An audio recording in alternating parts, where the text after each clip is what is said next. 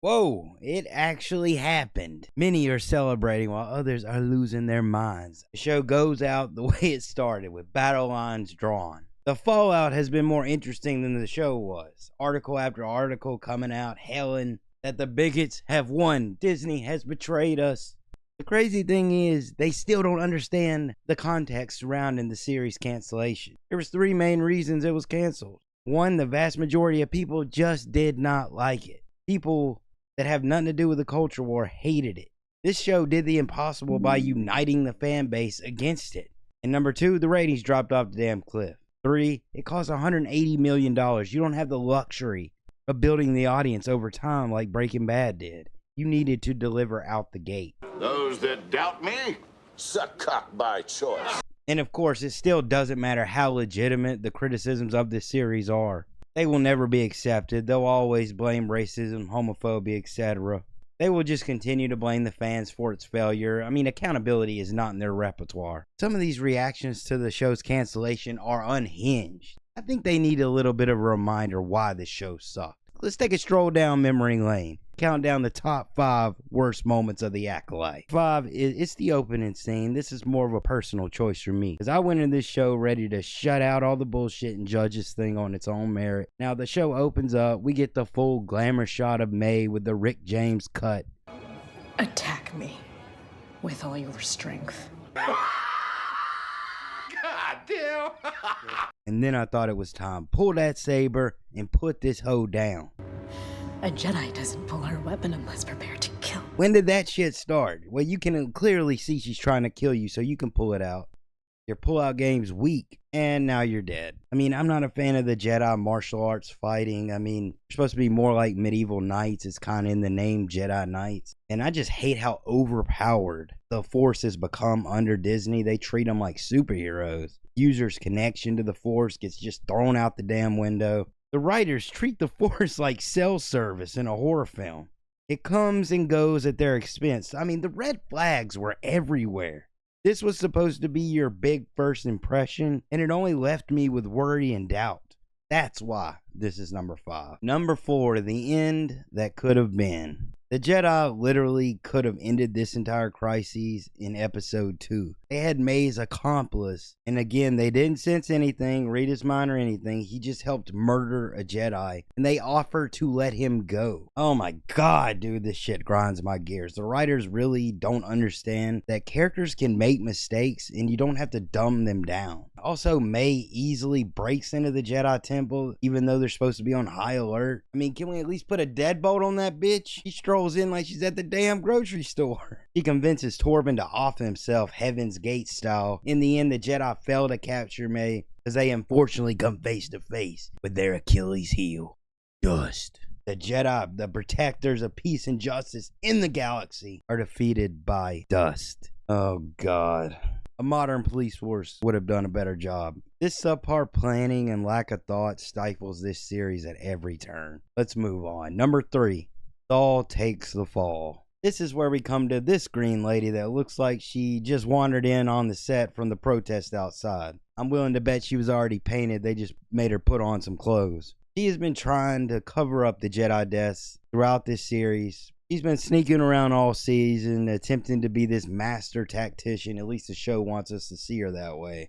The Jedi Council completely remain ignorant of all these events, and by the end of the show, he ends up blaming it all on Saul. The math ain't mathin'. The amount of hoops and logic you would have to jump through to make this make sense is insane. For one thing, Sinestro, Greenie, shouldn't have the power to control the endless amount of Jedi she uses. She literally just does what she wants. Also, there are countless witnesses to the contrary. Like, does this show understand anything about people, politics, or procedure? People talk, Leslie. I mean, it's hard enough to keep a secret between 2 people. You had dozens, you were done. Saul was on Coruscant when Endara was killed. Numerous Jedi would know it's a lie. They have a damn archive for a reason. The amount of loose ends are comical. Leslie just really wanted to make the Jedi more gray. She just makes them look like complete morons. None of them have any sense of leadership or wisdom. They all look like kids playing dress up. They look like they would be more concerned with breaking a nail than handling a lightsaber. Take my boy Mog, for example.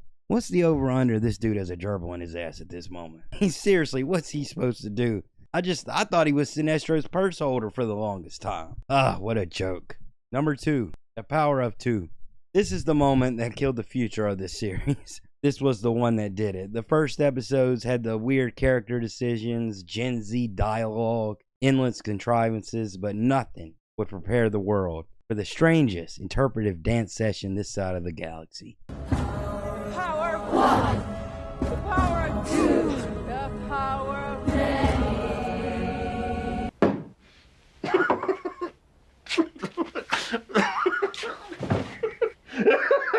Most people would choose this at number 1, I'm not going to lie. The events on Brendok forever stained the legacy of Star Wars. I mean, if you can do that anymore. You could do a top 10 list of just these events. The reveal that the twins are created by the Force and are the same consciousness really just didn't sit right with fans. Leslie wanted to put her stamp on Star Wars. I will give the show props, at least, for explaining why the twins are both fucking idiots. Poor bastards never had a chance. I ain't got a good brain.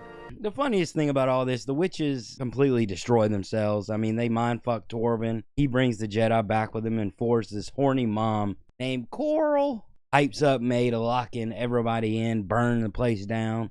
Most of the witches possess the Wookiee, then die when the connection's broken. But the main conflict is Saul and Coral come into a standoff, and Mother Anastasia evaporates into a damn demon and starts dissolving May, who Saul thinks is Osha, and Saul stabs her.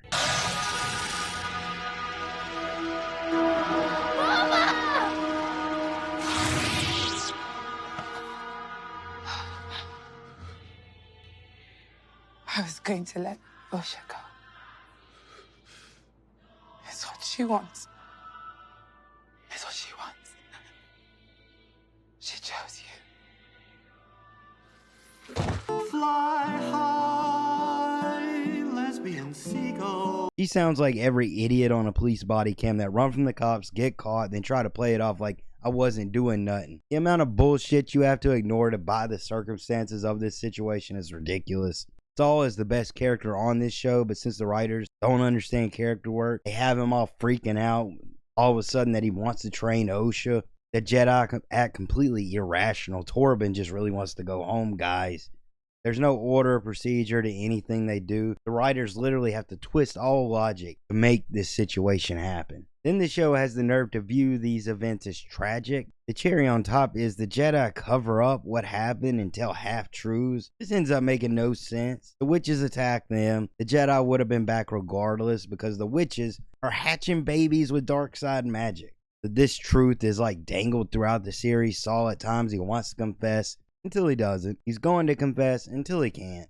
But that's when we come to the culmination. Number 1, Osha's truth.